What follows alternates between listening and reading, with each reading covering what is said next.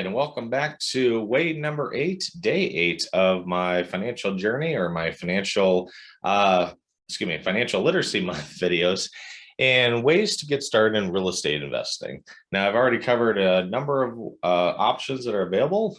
Today, we'll cover way number 8. And yes, if you're counting, there's still 22 more ways to go after this. So be sure to hit that subscribe button so you never miss an episode. And hopefully, if you're like I was many years ago, and you're just thinking, well, gosh, I'd really like to get started in real estate investing. I just don't know how. I just don't know where to start. I don't know where to begin. Hopefully, at least one of these options that I've been giving throughout the month of April here might just kind of get your creative juices going of, wow, I think I could do a, private REIT, or I think I could do a syndication or a long-term rental or house hack, et cetera, et cetera. So today we're going to go through an option that has really been picking up steam for the last 5 or 6 years. Actually covered this in my podcast episode number 24 with Tim Hubbard. And actually just this week, the new podcast with Joey Murray, Wealth Without Wall Street. This is actually one of their passive income streams for them. So like I said, it's been gaining a lot of traction. It goes by a lot of different names. I'm just going to go to essentially what it's called is a sublease. Now, I'm going to start right off that this is an option that may be available where you do not have to buy the property. You do not have to own the property. Some people just call this a way of rental arbitrage, if we may. And this is a little bit more unique, and I would argue is not as passive as some other avenues. It can be if you have a good property management company, or if you hire a manager for this. But definitely a interesting way that's been gaining a lot of traction. So how does this start? We'll just put, let's say, a condo.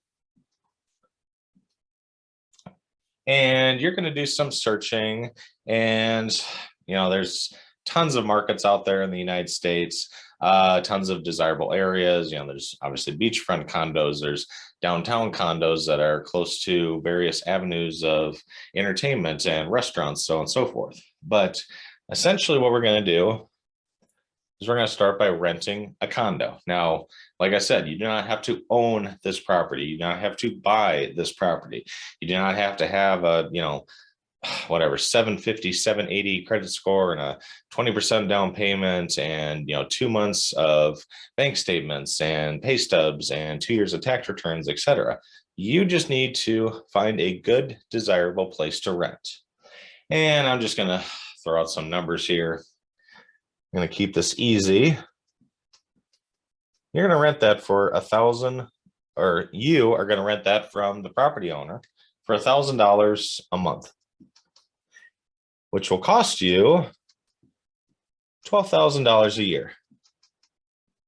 For simplicity purposes, we're not going to be including any, utilities, electricity, water usage, internet, anything like that.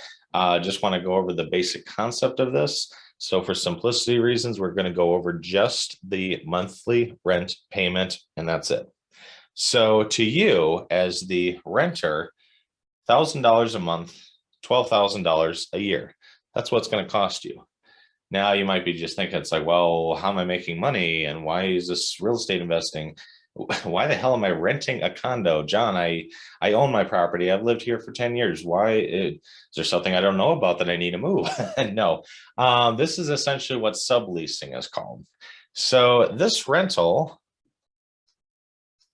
or condo is what's called a long-term rental, usually on a long-term lease, many times a year, sometimes 18 months. I've seen as long as 2-3 years. Just a, hint, if you will, after a lot of due diligence, if you found a really desirable area, maybe even found a rental range that's actually under comparable markets, maybe you can even pitch to the landlord and say, hey, could I rent this to you from you for 2 years, 3 years at the locked in price of $1,000 a month, no rent increases. Not saying that's going to work every single time, but typically a lot of landlords, turnover is the most expensive thing turnover and maintenance and vacancy are big cash drains for any property owner or landlord. And, you got turnover costs, depending on how long the tenant's been there. At a bare minimum, you got to re-advertise. You got to have move outs and move in, maybe some new paint, some new carpet, maybe an appliance needs to be changed, so on and so forth. So there's a lot of turnover costs when you're going from one tenant to the other. So if you come up to a landlord and just say, hey, would you lock me into a 24-month lease at $1,000 a month? And yeah, no price increases for the 24 months. And they might say, sure, sounds good, sign here. Now, for subleasing, standard documentation or standard lease agreements will say, hey, we're not going to allow you to sublease it. And this kind of goes back into yesterday's video with house hacking. So basically what they don't want is you go in, rent it, and then you rent out a room to someone else, one of your buddies, and you collect some extra income. And as far as the landlord's concerned, it's like, oh, wait a second, I have you on the lease, I don't have them. That's subleasing essentially. But this is a perfectly legal option. And I just want to preface it, you want to be upfront from the get-go with the landlord and say, I want to do this as a short-term rental. I'm not going to live there. I'm going to rent this out to, vacationers, travelers, traveling nurses has been really picking up the last couple of years, especially with the COVID pandemic. Traveling salesmen, insurance adjusters. There's many options, even just outside the companies and people that want a vacation and travel. There's a lot of businesses that they're traveling, and maybe they just don't want a stuffy hotel room, or maybe they just want something closer to downtown. They want something that feels more homey. They might be looking to rent a place for a couple days, a week, a month, several months. At the time of this recording, my wife and I actually have a condo down in Tucson, Arizona. We just signed a 5-month lease for a snowbird family, essentially. So we already have that booked for 5 months as a short-term rental. Will be a nice chunk of change there. So basically what we're doing is going from a long-term rental to a short-term rental. Now, like I said, be upfront with your landlord. Answer any questions they have, stress to them. I'm going to be doing, due diligence. I'm going to be taking care of the property still.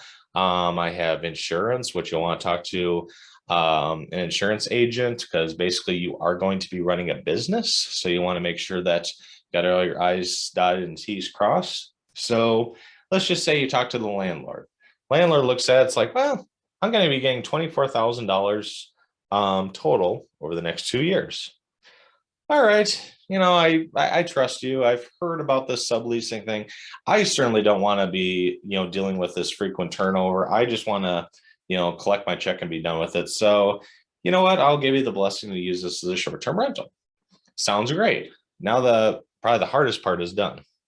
So like I mentioned before, we're renting this condo for $1,000 a month. Now, not going down the rabbit hole too much, and you can get some more details in my podcast number 24 with Tim Hubbard, who runs a lot of short-term rentals, very long distance, I might say. He's either in Colombia or Brazil, and he manages short-term rentals in the United States. But, you can rent this usually per night, somewhere in the $100 to $200 range.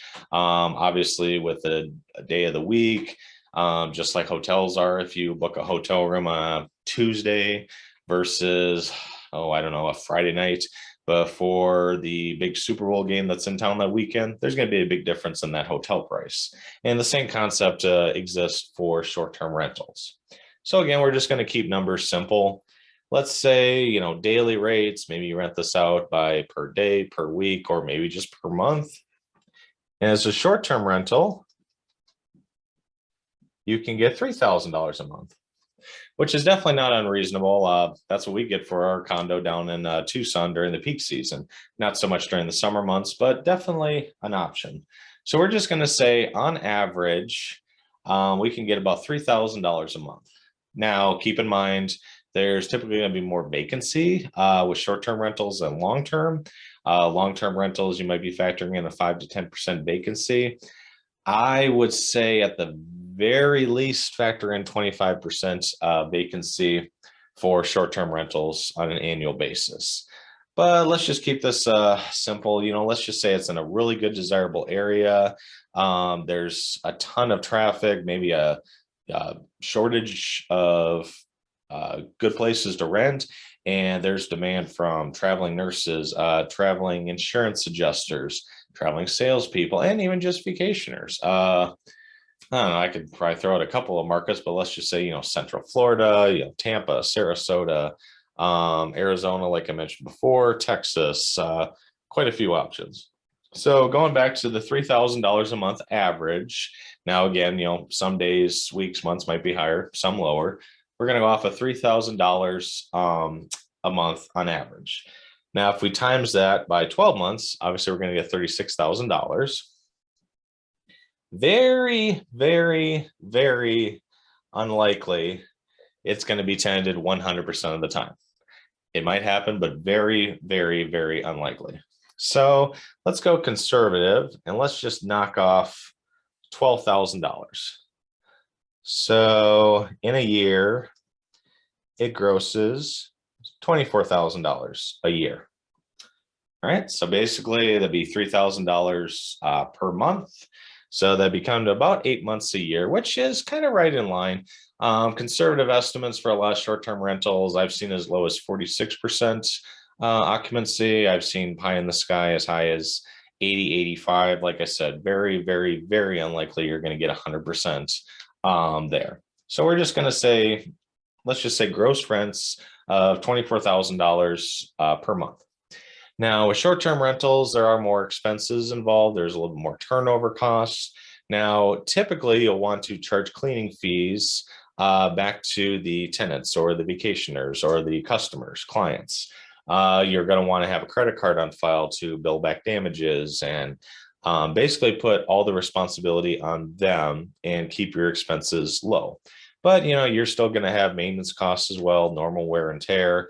You're still paying the $1,000 a month lease every single month, whether it's tenanted or not. So let's just go really conservative here. I don't know. We have, that's a little too much here. Let's just say, I don't know. Let's go really conservative. We have factored in 24,000 gross annual gross rents or income we're receiving and $10,000 a year in expenses. Like I said, we're kind of going to go really conservative with this, and I just want to point this out to kind of show you how the numbers work. So after all expenses, maybe you have a property manager in place, many times short-term rentals, long-term rentals, the property management fee is going to be somewhere in the ballpark, usually at 8 to 12%. 10% is kind of the going average. So 10% of a collected month's rent on a long-term basis, 10% would be about $100 here. For a short-term rental, I've seen as high as 50%. Personally, I think that's outrageous. I try to keep it, I would say no more than 33% or 1/3. That's just my opinion, but everyone has their own feelings. And, some property management companies do a phenomenal job, and charging 35, 40% might even be able to get you closer to 100% occupancy. So like I said, it all comes down to the numbers. So just kind of a quick rundown. We, being the renter, that'd be you or me, renting a condo on a long-term basis for 24 months at $1,000 a month, which would come to $12,000 per year, or it would cost us $24,000 over the course of the 24 months. But we're just going to go off of what it is annually. So out of pocket, it's going to cost us $12,000 a year.